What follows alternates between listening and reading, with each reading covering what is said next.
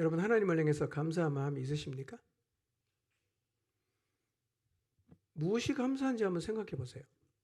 뭐가 감사합니까? 추수감사 주일이니까 그냥 감사를 해야 될 것 같은 그런 분위기여서 감사한 것입니까? 혹시 말이에요,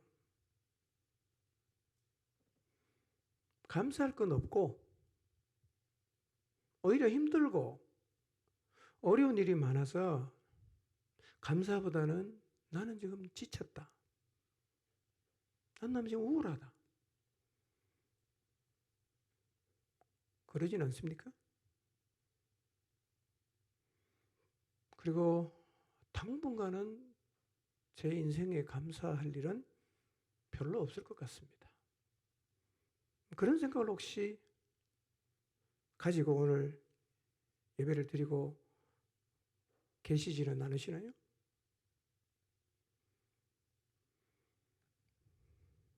아마 그런 분도 계실 것 같아요.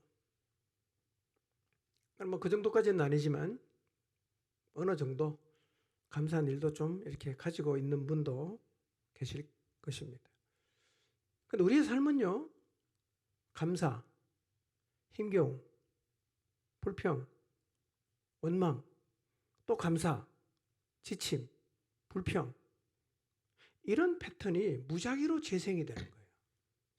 어제는 막 감사했다가, 그 다음날은 지쳤다가, 그 다음날은 원망했다가, 또 그 다음날은 감사했다가, 이 패턴이 무작위로 막 재생이 된단 말이에요. 자, 그런데 성경은 이 감사와 관련해서 우리에게 뭐라고 말씀하고 있는가? 오늘 한번 우리가 확인해 볼 필요가 있어요. 특히 시편 같은 경우는 감사라는 말이 그렇게 많거든요. 근데 내 삶에는 별로 감사할 게 없는데 왜 이렇게 성경은 많이 감사하라고 할까? 이 별로 마음에 와 닿지 않을 수가 있어요. 여러분, 감사라는 말이 마음에 와 닿습니까? 하나님 나한테 뭘 줬다고 저보고 자꾸 감사하라고 하십니까? 혹시 이렇게 항변하고 싶은 분은 안 계시나요? 자, 우리 읽었던 5장 18절 다시 한번 읽어봅시다. 읽습니다. 시작. 모든 일에 감사하십시오. 이것이 그리스도 예수 안에서 여러분에게 바라시는 하나님의 뜻입니다. 이렇게 말씀하십니다. 범사에 감사하라. 모든 일에 감사하라. 여러분, 세상에 범사에 감사할 사람이 몇이나 되겠어요? 어떻게 모든 일에 감사할 수가 있어요? 여기 살아보니까 범사에 감사가 되던가요? 오히려 범사에 불평이 더 쉽지 않던가요?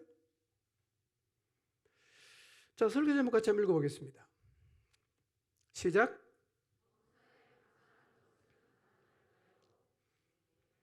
어떻습니까? 범사에 감사하는 일이 가능한 일이라고 생각하십니까? 말은 되긴 멋있잖아요. 모든 일에 감사하라. 얼마나 멋있어요. 근데 살아보면 이게 간단하지 않다는 걸 우리가 경험하는 거예요. 일반적으로요, 감사는 나타난 현상 때문에 하는 거예요. 자녀가 학교에서 공부를 잘하거나, 상을 받아오거나, 직장에 다니는 가족 중에 승진을 했거나, 내가 정말 원하는 일이 이루어졌거나, 이러면 우리가 감사를 하죠. 이런 상황이 되면 감사 못할 사람이 없어요. 자식 1등 했는데 누가 감사 안 하겠어요? 내가 꿈꾸던 일이 이루어졌는데 누가 감사를 안 하겠어요? 춤출 수도 있습니다. 그런데 이런 현상 때문에 하는 감사하고 성경에서 모든 일에 감사하라고 하는 감사는 차원이 다른 겁니다. 차원이 다른 거예요. 여러분, 그 누구도 감사할 수 있는 현상이 평생 계속해서 이어지는 경우는 없습니다. 그런 사람은 이 세상에 한 명도 없습니다. 그러니까 현상을 보고 감사를 하려고 한다면 범사의 감사는 불가능합니다. 안 되는 거죠. 여러분, 실제 우리의 삶을 돌아보면 감사하기 힘든 상황도 적지 않습니다. 고난이 있잖아요. 시련도 있잖아요. 힘든 일도 있잖아. 너무 답답한 일도 있잖아요. 억울한 일도 있잖아요. 손해보는 일도 있잖아요. 기가 막히는 일도 있어요. 근데 이런 일은 특정한 사람에게만 주어지는 게 아니라 우리 모두에게 일어납니다. 인생을 살면서 이런 자리에 서보지 않은 사람은 한 명도 없습니다. 그래서 우리 인생을 돌아보면 인생길을 가면서 울기도 하고 절망하기도 하고 때로는 기가 막혀 하기도 하는 것입니다. 이 자리에 서 계신 분이 지금 여기에도 계실 수가 있어요. 인간이기 때문에 이런 자리에 서면 감사합니다 라는 마음보다는 불평스러운 마음이 올라오는 게 훨씬 더 쉬워요. 힘들다, 그만하고 싶다, 뭐 이런 생각이 든단 말이에요. 그래서 이번 추수감사절도 어두운 마음으로, 불편한 마음으로 하나님을 향해서 고마운 게 아니라 좀 원망스러운 마음으로 만든 분이 계실 수 있습니다. 범사에 감사라는 말씀을 들으면 이런 생각이 들죠. 하나님은 인생이라는 게 늘 좋은 일만 있는 게 아니라 힘든 일도 있고 답답한 일도 있고 억울한 일이 있다는 걸 다 아실 텐데 왜 우리 보고 범사에 감사라고 하실까? 왜? 다 하는데. 혹시 하나님은 사람들에게 잘해 주시는 분으로 알게 하려고 우리 보고 감사하지도 않는데 무조건 감사하라고 하신 걸까요? 자기 체면 때문에 우리 보고 야, 너 누가 물으면 무조건 감사하다 그래? 이건 아니겠죠? 그러진 않겠죠? 왜 하나님은 우리 보고 힘든 상황이 있는 걸 다 아시는데 범사에 감사하라고 그렇게 말씀하시면서 이게 내 뜻이다 라고 말씀을 하신 걸까요? 이 말은 범사에 감사할 수 있는 이유가 있다는 의미가 아닐까요?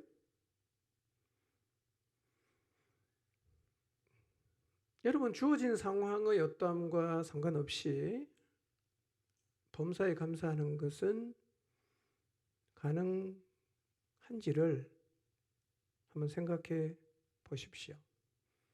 지금 여러분이 겪고 있는 상황을 떠올려 보세요. 어떤 일을 겪고 계세요? 뭐 다양하겠죠? 뭐 가족 간에 문제가 있는 분도 있을 테고요. 자식이 너무 힘들게 하는 가정도 있을 것이고요. 혹은 부모가 또 이렇게 제자리 안 지키면서 자식을 힘들게 하는 가정도 있을 거고, 뭐 여러 상황들이 있을 거예요. 자, 일단 여러분이 처한 상황을 생각해 보세요. 감사할 수 있겠어요? 그 상황에서 하나님 감사합니다 이렇게 말할 수 있겠어요? 아니면 하나님 왜 이러세요? 그렇게 항변하고 싶은 마음이 더 크신가요?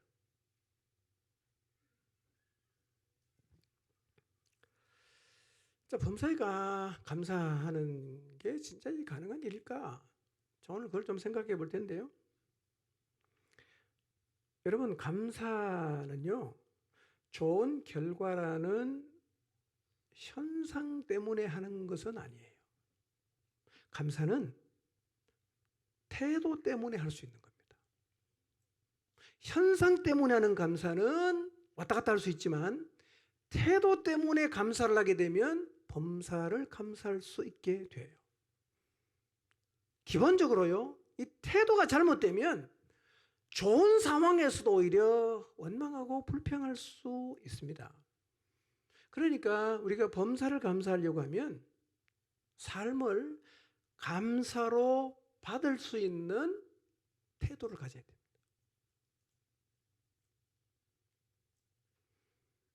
그러면 우리의 삶에서 일어나는 모든 일을 우리가 감사의 태도로 받아야 되는 이유가 있을까? 거기에 대해서 제가 몇 가지 말씀드리려고 합니다. 자, 우리가 우리의 삶에서 일어나는 그 모든 일을 감사의 태도로 받아야 되는 이유, 첫 번째, 내가 겪는 모든 일이 하나님이 나를 만들어 가시는 과정이기 때문입니다. 다르게 표현하면 연단의 과정이기 때문에 우리는 우리의 삶에서 겪는 모든 일들 가운데서 감사할 수 있습니다. 여러분, 우리를 대하는 하나님의 기본적인 태도가 있습니다. 우리 인간을 대하시는 하나님의 기본적인 태도, 뭔가 선하심과 인자하심입니다. 하나님은 기본적으로 모든 인간들을 향해서, 특별히 그분의 자녀들을 향해서 선하심과 인자하심이라는 기본을 가지고 우리를 대하십니다. 그러니까 지금 우리가 겪고 있는 모든 일은 선하심과 인자하심의 바탕에서 이루어지는 일이고요. 연단이 뭡니까? 연단이? 그러니까 좁은 그릇을 넓히는 과정을 연단이라고 합니다. 불순물이 많은 것에서 불순물을 다 빼내고 순도가 높은 것으로 만들어가는 과정을 연단이라고 그래요. 그러니까 연단은요, 이렇습니다. 과정은 힘들어요. 근데 연단의 목적은 누구의 유익입니까? 나의 유익이에요. 과정은 힘들어요.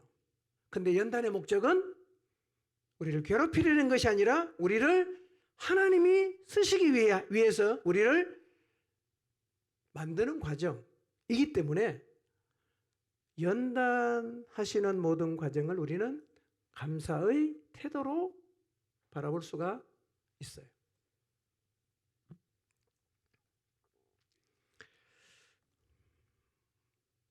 욥기 23장 10절을 한번 볼까요? 욥기 23장 10절 읽어봅니다. 시작. 그러나 내가 가는 길을 그가 아시나니 그가 나를 단련하신 후에는 내가 순금같이 되어 나오리라. 하나님은 우리 모두를 연단하십니다. 저도 연단을 많이 받았어요. 여러분도 똑같이 받을 거예요. 하나님은 그렇게 우리를 만들어 가시거든요. 욥의 인내를 알죠? 어느 날 갑자기 그가 가지고 있던 많은 재산을 다 잃어버립니다. 그리고 그 다음에는 건강을 잃어버립니다. 온몸에 종기가 나서요. 끌고도 어려우니까 피가 나고 나중에는 기와장으로 막 이렇게 걸고 앉아있어요. 얼마나 힘들었겠어요. 혹독한 연단의 과정을 겪으면서 욥이 답답한 게 뭐냐면, 하나님 도대체 왜 저에게 이런 일을 주십니까? 이게 답답한 거예요. 그렇지만 욥은요 이렇게 말합니다. 이 단련의 시간이 지나면 제가 정금같이 나오게 될 것을 압니다. 이렇게 말했어요. 내가 가는 길을 하나님이 아시기 때문에 이 단련의 시간이 끝나면 제가 순금처럼 나오게 될 것을 제가 믿습니다. 라고 얘기한 것입니다. 이런 얘기입니다. 자기가 고난을 당하고 있어요. 왜 이런 고난 당하는지 너무 자기가 알고 싶습니다. 이유도 모르고 연단을 받으니까 힘들었어요. 그렇지만 이유를 알지 못하는 상황에서도 하나님이 연단의 과정을 통해서 자기를 지금 순금처럼 만들어 가신다는 사실은 받아들였어요. 우리도 그래야 됩니다. 여러분, 때로 우리 삶에 일어나는 이 고난과 힘듦은요, 이유를 알고 싶은 거예요. 하나님 왜 이러십니까? 무엇 때문에 제게 이런 시련을 주십니까? 라고 질문을 수없이 던지지만 하나님이 대답을 안 해요. 답답하지요? 힘들지요? 그러나 그 자리에서도 우리는 이 과정이 하나님이 나를 단련하시는 과정이라는 사실을 받아들여야 합니다. 자, 시편 6편 8절에서 12절을 한번 볼까요? 자, 같이 한번 읽어보겠습니다. 시작. 백성아, 우리 하나님을 찬양하여라. 그분을 찬양하는 노래소리 크게 울려 퍼지게 하여라. 우리의 생명을 붙들어 주셔서 우리가 실족하여 넘어지지 않게 살펴주신다. 하나님, 주님께서 우리를 시험하셔서 은을 달구어 정련하듯 우리를 연단하셨습니다. 우리를 그물에 걸리게 하시고 우리의 등에 무거운 짐을 지우시고 사람들을 시켜서 우리의 머리를 짓밟게 하시니 우리가 물속으로 뛰어들었습니다. 그러나 주님께서 우리를 마침내 건지셔서 모든 것이 풍족한 곳으로 이끌어 주셨습니다. 자, 하나님이 사람을 연단하시는 부분에 대한 설명입니다. 9절을 보면 하나님이 우리를 연단하실 때 기본으로 깔고 있는 게 있어요. 뭐라 그랬냐면 우리의 생명을 붙들어 주셔서 우리가 실족하여 넘어지지 않게 살펴주신다. 이 기본은 항상 깔고 연단하십니다. 완전히 죽여버리진 않아요. 기본이 뭐라고요? 생명을 붙드시고 실족하여 넘어지지 않게 하시는 기본을 깐 다음에 그 다음에 우리를 연단하시는데요.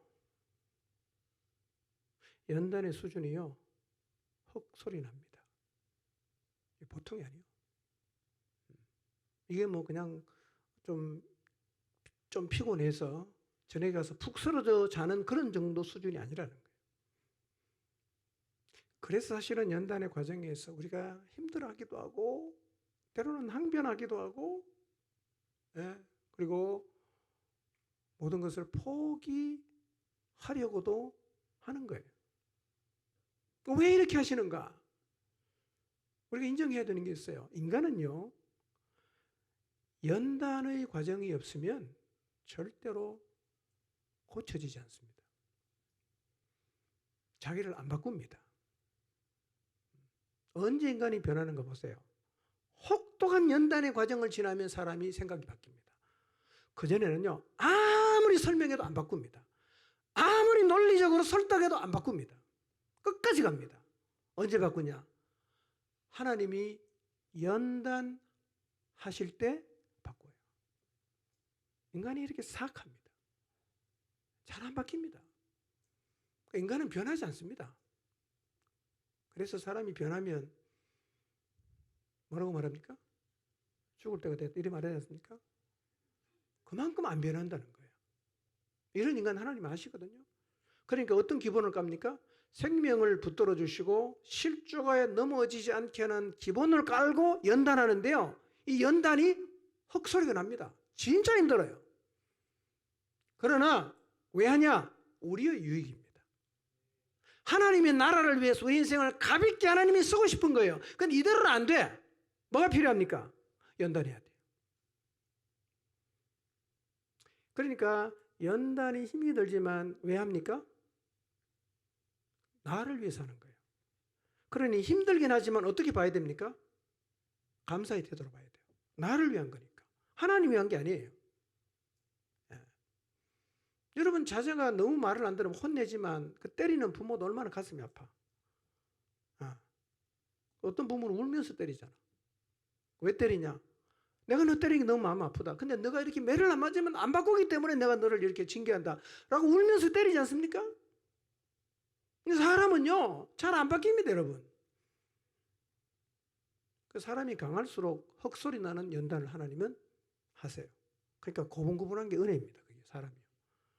바로 보세요. 완악하니까요. 재앙을 몇 개 맞습니까? 10가지 맞잖아요. 제가 목회를 하면서 느끼는 거, 점점 느끼는 그거예요. 사람은 안 변한다는 거예요. 지독하게 안 변합니다. 근데 변할 때가 있어요. 제가 변화시키는 게 아니에요.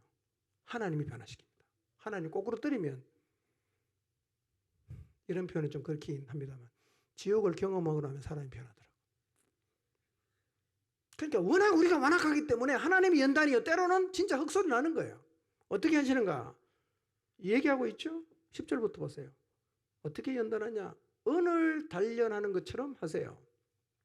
여러분, 은을 재련하는 방법이 뭐죠? 은혜에게서 불순물을 빼는 방법이 뭐죠? 불 속에 집어넣어서 다 녹여버리는 겁니다. 은혜 입장에서는 거의 죽음이에요. 불을 왜 은혜에 넣어서 재련합니까? 이유는 딱 한 가지입니다. 불순물 제거하는 겁니다. 여러분, 우리 속에 있는 불순물요, 참 이게 안 빠져나가지 않습니까? 자아는 왜 그렇게 안 죽어요? 고집은 왜 그렇게 안 꺾습니까? 죄성은 왜 그렇게 안 없어집니까? 자기 스타일? 여러분, 하나님 말씀대로 순종해서 가야 되는데요, 그렇게 살면 안 된다고 말하면 이게 내 스타일이랍니다. 그러니까 안 바꿉니다. 그렇게 계속 고집하면 하나님이 불 속에 집어넣습니다. 네 스타일로 하지 말고 내 스타일로 살아야 돼. 그리고 녹여버리는 겁니다. 그때 불순물이 제거가 되는 거예요. 너무 힘들어요. 누굴 위해 사는 거예요? 나를 위해 사는 거예요. 힘은 들지만 어떤 태도로 봐야 됩니까? 드디어 하나님이 나를 다루시는구나, 나를 만들어 가시는구나, 감사의 태도로 봐야 된다는 겁니다. 그래서 인간은 단련이 필요한 존재입니다. 여러분 인생을 돌아보세요. 여러분의 삶에서 그래도 뭔가 뚜렷한 변화가 일어났던 때가 언제였던가? 하나님이 단련하실 때 변합니다. 바꿔요. 언을 재련하는 것처럼 하시는 거예요. 두 번째는 어떻게 한다고요? 그물에 걸리게 하십니다. 그물에 걸리게 하신다. 하나님이 우리를 곤경에 처하게 하신다는 거예요. 그러니 여러분 인생을 살다가 곤경에 처하는 것은 하나님이 나를 버렸다는 의미가 아닙니다. 하나님의 연단이란 말이에요. 왜 곤경에 처하게 하시겠어요? 자아를 꺾는 겁니다. 여러분, 자아는 꺾여야 됩니다. 하나님 말씀 앞에 내가 자꾸 이렇게 하시면 곤란합니다. 내가 하는 사람이 많으면 공동체는 하나도 안 되고, 내가 하는 사람이 많으면 하나님이 그 사람을 통해서 그분의 일을 할 수 없는 게, 하나님 말씀하셔도 자꾸 자기를 주장하기 때문에 그런 사람은 쓸 수가 없어요. 어떻게 해야 돼요? 자아를 꺾어야 되잖아. 그물에 걸리게 하시는 거죠. 세 번째는 뭐죠? 어려운 짐을 지게 하시는 거예요. 무거운 짐을 지게 하신다. 여러분 혹시 여러분의 삶에 무거운 짐이 자꾸 양쪽 어깨에 하나씩 둘씩 얹어지고 있습니까? 왜 하나님이 무거운 짐을 자꾸 얹을까요? 네 방식대로 해도 안 돼. 겸손하라는 거예요. 내가 해줄게. 말 안 들으니까 계속 짐을 넣는 겁니다. 항복할 때까지. 겸손하게 나를 쳐다봐라. 그래서 하나님은 우리에게 무거운 짐을 지게도 하십니다. 이게 연단이에요. 여러분 혹시 여러분 삶에 지금 짐이 자꾸 얹혀져서 너무 삶이 힘겹고 무겁고 그냥 주저앉을 만큼 힘겨운 걸음을 내딛고 계십니까? 연단입니다. 그때 자기를 잘 돌아보십시오. 네 번째는 뭐죠? 갈수록 태산입니다. 사람들이 머리를 짓밟게 합니다. 사람들이 내 머리를 짓밟아요. 무슨 의미일까요? 처절한 패배를 주신다는 겁니다. 처절한 패배. 여러분 우리의 삶에서 패배하는 것도 하나님의 연단입니다. 패배하는 것도요. 인간은 완전히 꺾어져야 자아가 죽거든요. 그러니까 인간이요, 하나님도 배신했잖아. 아주 독하거든요. 하나님은 그런 인간을 사용해서 하나님의 뜻을 이루어 가야 되니까 그 전에 뭐부터 해야 돼요? 연단부터 해야 됩니다. 연단. 사람들이 머리를 짓밟게 한다. 하나님이 나를 버렸다는 의미가 아닙니다. 연단하시는 거죠.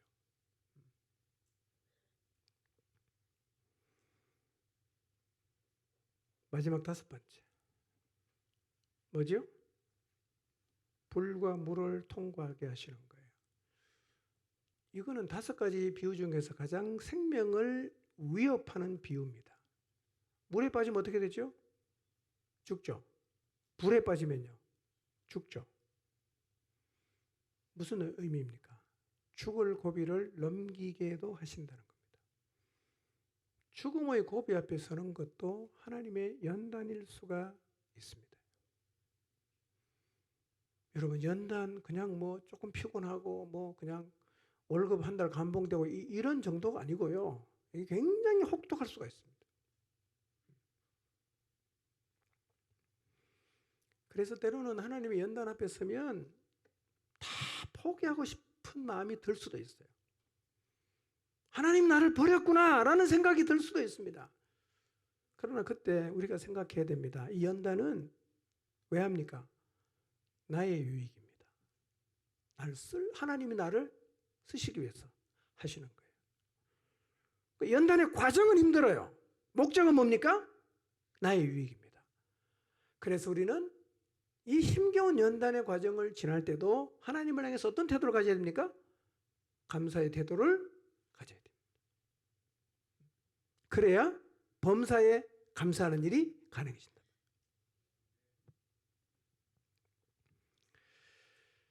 여러분 이런 연단을 받으면 일단 자아가 깨지고요. 겸손해지고요. 불순물이 제거가 되고요. 순전해지고요. 존귀한 하나님의 사람으로 세워집니다. 여러분 한번 살면서 경험해 보시길 바랍니다. 자아가 깨진 사람은요. 함께 사이가 굉장히 편안해요. 자아가 안 깨진 사람은요. 함께 사역하는 게 굉장히 어렵습니다. 주장이 많아요. 말도 많고요. 그래서 자아가 안 깨진 사람은요. 같이 가다가 결국은 놓고 가고 싶습니다. 넌 좀 빠져라. 내 혼자 두목도 할 테니까 니는 안 가는 게 훨씬 낫겠다. 라는 생각이 들 정도로요. 자아가 안 깨진 사람과 동행하는 것은 진짜 힘듭니다. 이게 우리의 죄성이거든요. 이게요. 하나님 뭐 하십니까? 연단하는 거예요.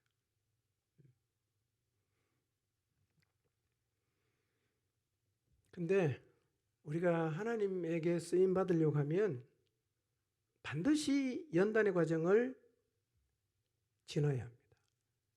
연단의 과정을 다 지나면 주님께서 우리를 다시 건집니다. 그리고 그분의 풍족한 것으로 이끌어 들이신다고 말씀을 하고 있는데요. 우리 인생도 하나님은 그렇게 인도하세요. 성경을 보세요. 하나님이 귀하게 쓰신 사람 몇 면을 살펴보세요. 이런 연단의 과정이 없었던 사람이 없습니다. 귀하게 쓴 사람일수록 혹독한 연단의 과정을 다 거쳤어요. 몇 사람 살펴볼까요? 다윗.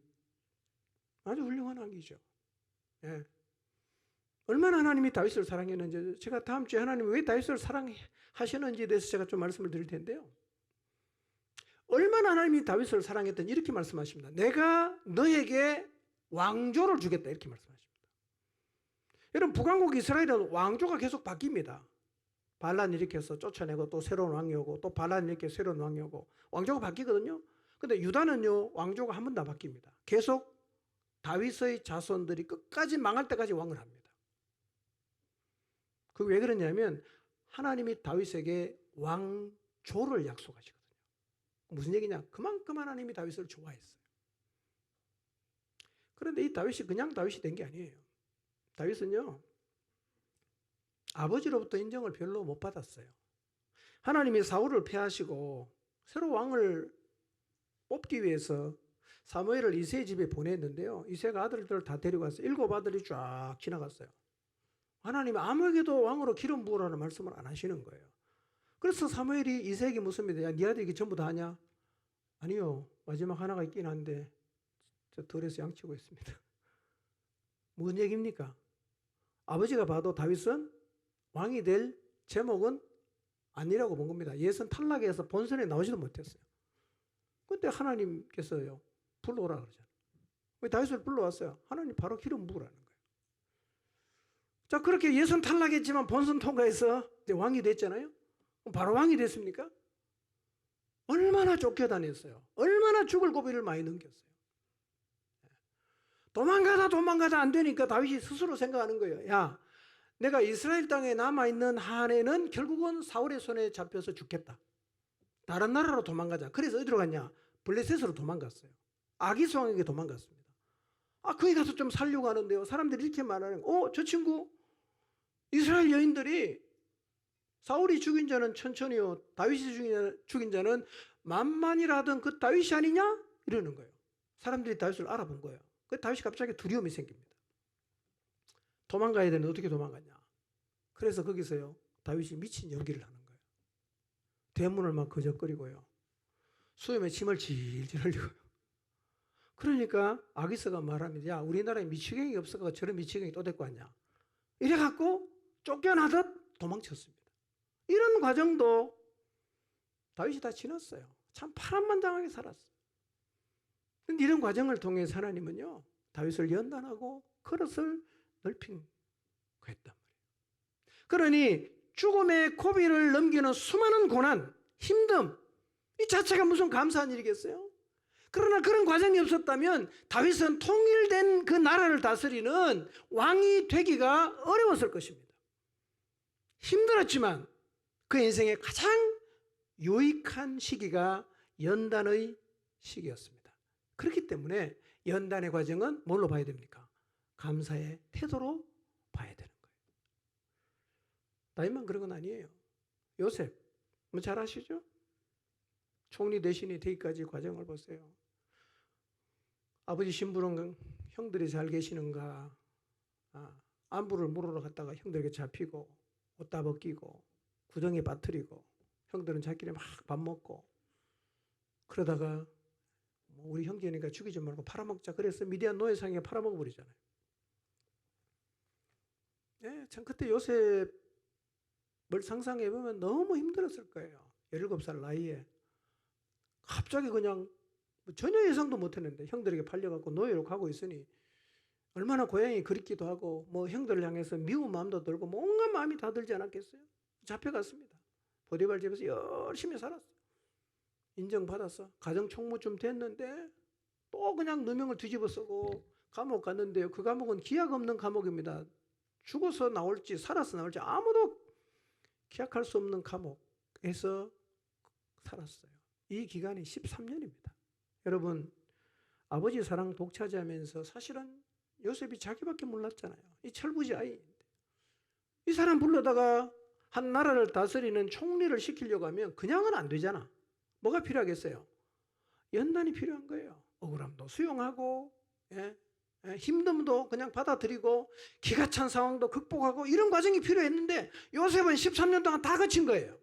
그 다음에 하나님이 세계를 다스리는 애굽의 총리 대신으로 세워 가셨다는 거예요. 여러분, 이런 과정이 없이는 하나님에게 쓰임받을 수가 없습니다. 우리도 똑같습니다. 순금이 되는 연단, 우리의 마음을 넓히는 과정이 필요합니다. 여러분, 애 10명을 낳은, 그래서 키운 엄마를 보세요. 그 엄마의 마음은 태평양입니다.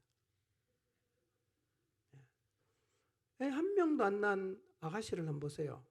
간장종지입니다. 잘 삐지고 못 견디고 뭐 자기만 훌륭한 척하고, 애 10명 키우고 나면요, 이게 이만큼 넓어져갖고요 마음대로 놀아라. 이게 넓으니까요 걸리적거리는 게 없어요. 근데 여러분, 그릇이라는 건요, 넓히는 게 얼마나 힘든가 그릇 입장에 생각해 보세요. 그릇은 넓히려면 두들겨야 됩니다. 두들겨 안 펴면 이게 안 늘어나잖아요. 근데 우리 마음은 다 간장종지 같아요. 밴댕이 속이야.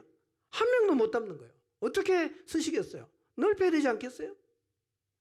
그래서 하나님은 우리를 연단하시는 겁니다. 억울함도 수용하고, 받아들일 수 없는 상황도 받아들이고, 품기 힘든 사람을 품는 거 쉽진 않겠지만 하나님은 다 우리를 이 과정을 지나가게 하는 거죠. 그래야 쓸 수 있으니까요. 이게 뭡니까? 연단이요. 왜 연단합니까? 우리의 유익이란 말이에요. 연단 자체가 목적이 아닙니다. 목적은 뭡니까? 하나님의 사람으로 쓰는 거예요. 그러니까 목적하는 자리에 섰을 때만 감사하지 말고, 목적한 자리에 세우시는 과정에 있을 때도 뭘 해야 되겠어요? 감사해야지요. 결국 여기 세우려고 나를 연단하는 거니까 섰을 때도 물론 감사해야 되지만 과정에 있을 때도 우리는 하나님을 향해서 감사의 태도를 가져야 되는 거예요. 그래야 범사에 감사할 수 있습니다. 모세는 어땠습니까? 출생부터 아슬아슬했죠. 하나님 인도로 바로의 공주 아들이 되어서 바로의 궁중에 40년 자랐습니다. 그냥 있으면 뭐 인생 풀리는 거죠. 히브리 사람이었지만 바로의 궁전에서 뭐 차기 왕도 될 수 있어요. 근데 나이 40이 됐을 때 모세는 자기 백성을 돌보고 싶은 마음이 생겼어요. 노예살이하는 자기 동족이 너무 안 됐어요. 너무 마음이 아파. 저 동족을 좀 구원해야겠다. 여러분, 이 생각은 하나님도 인정해 주셔야 되는 생각 아닙니까? 너무 기특한 생각 아닙니까?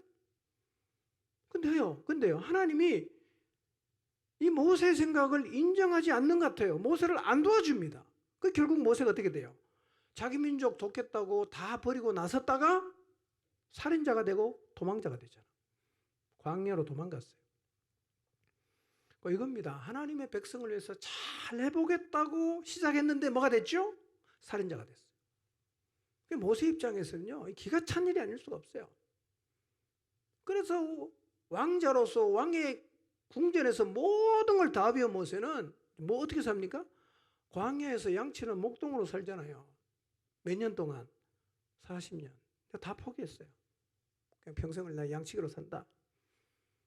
그렇게 살고 있는데 오늘 하나님이 불타는 가시나무 가시떨기 나무 아래서 모세를 불렀어요.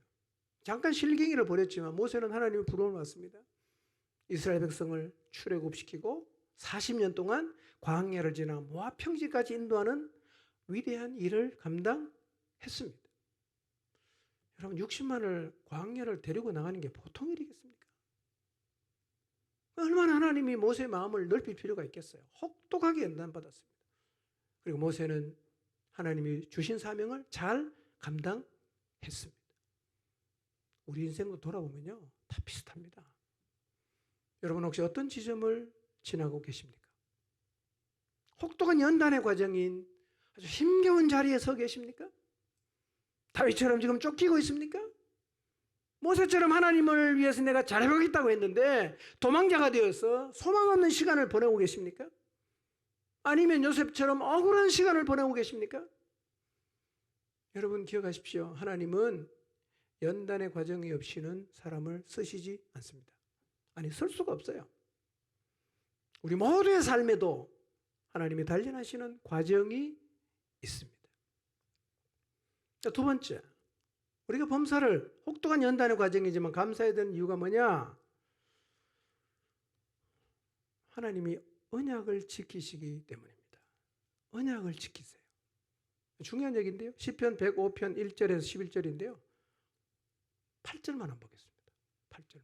자, 읽을까요? 시작. 그는 맺으신 언약을 영원히 기억하신다.